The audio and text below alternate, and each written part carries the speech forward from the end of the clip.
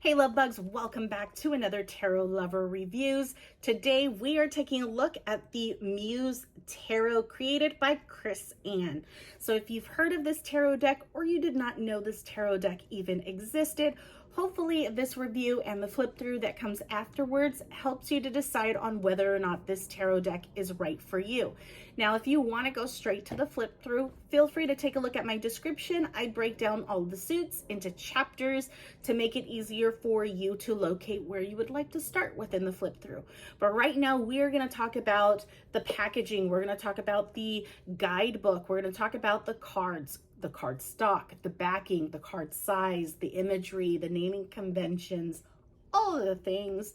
So if you're interested in all the details on this tarot deck, stick around. If not, feel free to head over to the flip through. But let's go ahead and take a look at the packaging first. Now, if you recognized the creator's name, Chris Ann, they also created another popular tarot deck called the Light Seers Tarot. And I did do a review on that tarot deck, so take a look at my channel and take a look at that tarot deck if you do not have it yet.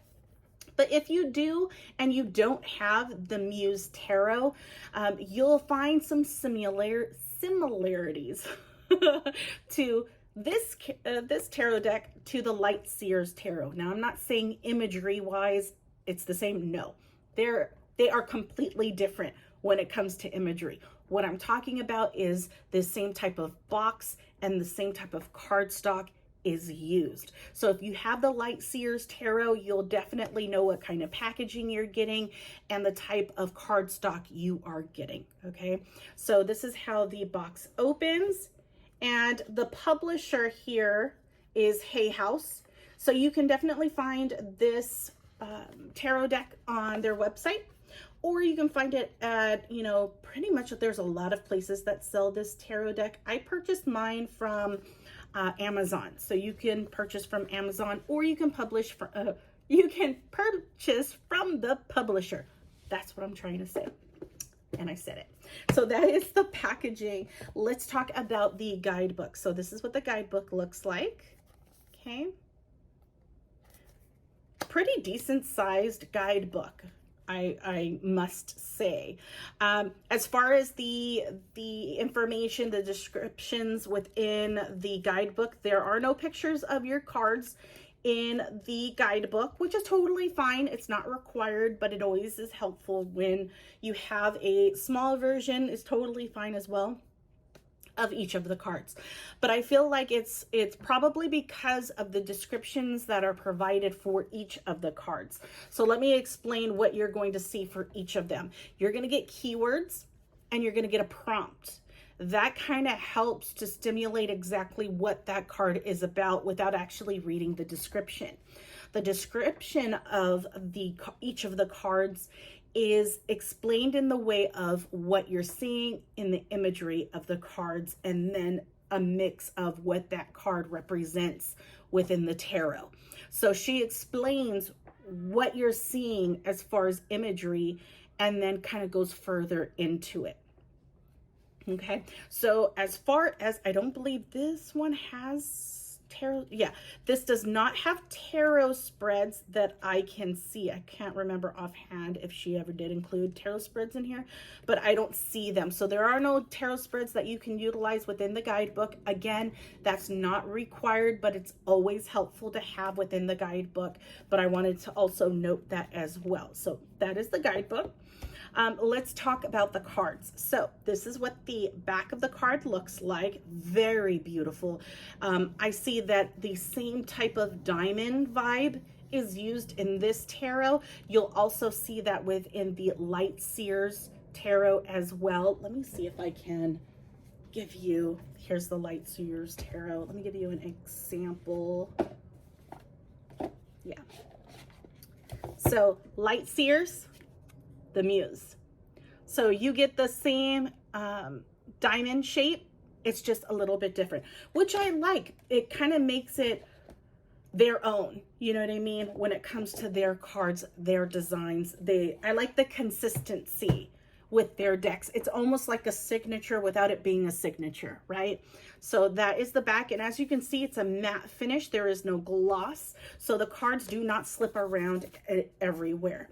The cardstock is Goldilocks zone, if not a little bit on the thicker side. So what I mean by Goldilocks zone is if you were to shuffle this deck in a poker style shuffle, you would get a perfect shuffle. You get a really good bend within the cards when you're shuffling it that way, and it's not difficult. You are able to control the cards when you do a poker shuffle. That's what I consider Goldilocks zone, is when you can do a perfect poker style shuffle. I'm not saying you have to shuffle it in that way. You can shuffle it, you know, all the other ways, the under over method. If you want, you can, you know, shuffle it, you know, put it on the table and just shuffle it around. However you shuffle that works for you, you do you, okay? I'm not saying you have to do it as the poker style. I just use that as an example to give you an idea of the card stock, right? So like I said, it's almost at that Goldilocks zone, a little bit on the thicker side, which I don't mind. I always love my cards to be a little bit on the thicker side because I feel like it will last the test of time, the wear and tear of me utilizing that tarot deck so much. So visually, if you need some help kind of understanding the cardstock, because nothing beats actually holding the cards within your fingers, within your hands, I do this little C scale. So you have paper thin cardstock here, really thick cardstock to where you cannot bend it. And then you have that Goldilocks zone where it's not too thick, not too thin, right? So starting from here, it does dip into the thicker side. Not like a ridiculous amount, but just enough to where you can feel the thickness within the cards, okay? Now, card size is your standard tarot card size. I do have a Rider-Waite-Smith tarot card that is your average tarot size, and lining those up, it's exactly the same. So it is your standard tarot card size.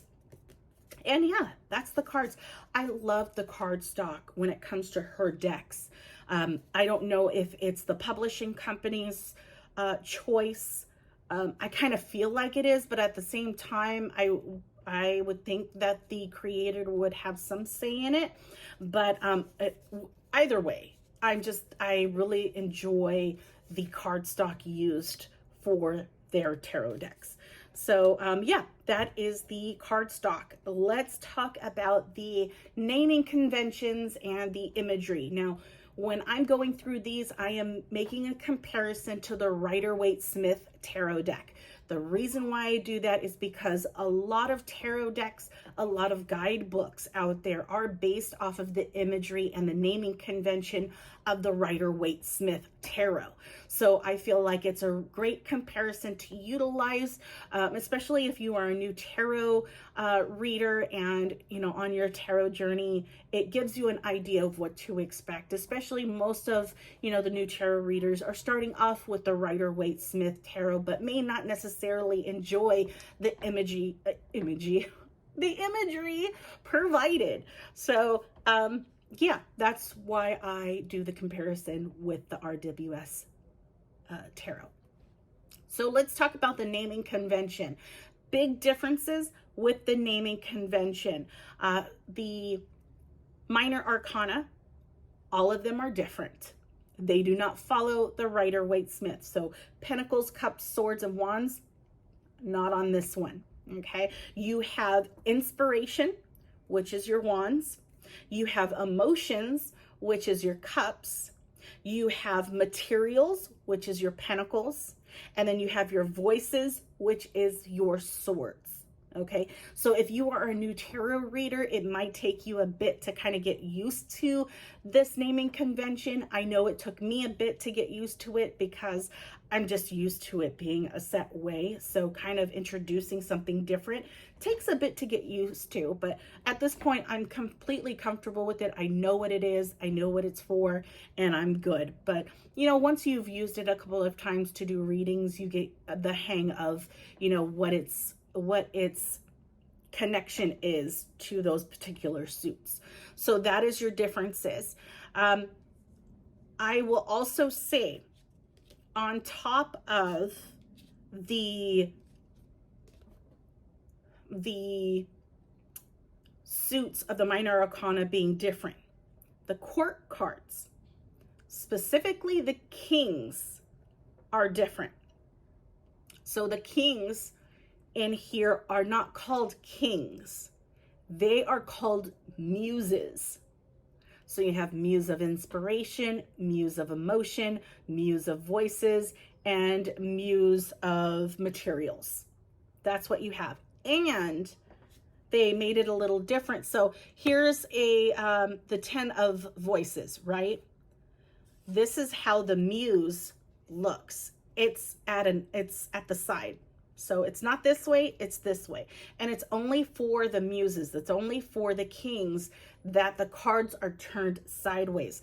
So that is super different, super unique. I think I may have seen one other tarot deck do this as well. I don't have that one. This is the only tarot deck I have where the card is tilted to the side. But other than that, I find that very interesting and again, very unique. But those are the differences.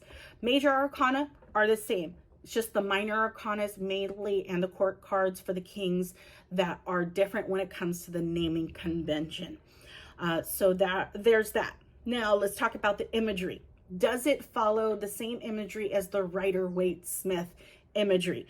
As you noticed from the 10 of Swords or the 10 of Voices, it does not. But you do get the idea of what it's representing.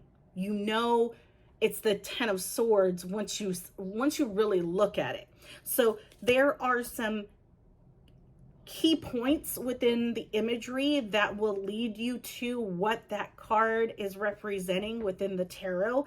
So it's not too bad, but the imagery is definitely different. It's definitely something that you have to get used to because it's completely different from the Rider-Waite-Smith imagery.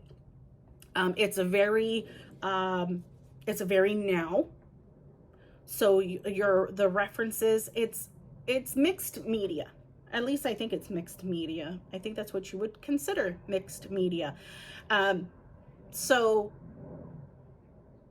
yeah, when you look at the cards, you get a gist of what it's expressing. It may take you a bit to understand what it's expressing, but for the most part, the imagery is readable. It's readable. So that is the imagery within the cards. The cards themselves, the imagery is beautiful. But as far as, because I've had this deck for a while, as far as whether or not I utilize this tarot deck a lot, I don't utilize this tarot deck a lot. I love it for its imagery, but I do find a hard time connecting to the imagery. I was going to say images and imagery at the same time. I do have a hard time connecting with the imagery. I don't feel like it is my vibe. So I don't quite connect to the deck as much as I would like. I will utilize it when I feel like I need a bubbly, bright tarot deck to utilize for my reading. But as a go-to to utilize, I don't utilize this one as much. But yeah, other than that, I mean, there's nothing wrong with the imagery. It's just not something, it's not my cup of tea. But the imagery is beautiful. The imagery is bright, vibrant, and relatable, you know? So hopefully this review has helped you in some way, and if it has, feel free to leave a like and take a look at my channel to see if there's any other tarot decks that I've done that you are interested in seeing the review on. But if you don't see a tarot deck that you're interested in a review on, leave me a comment. Let me know so that I can check to see if I don't already have the tarot deck, because chances are I probably do, and I just haven't done the video on it yet. But yeah, otherwise, without further ado, enjoy the flip through, and I will talk to you guys later. Bye.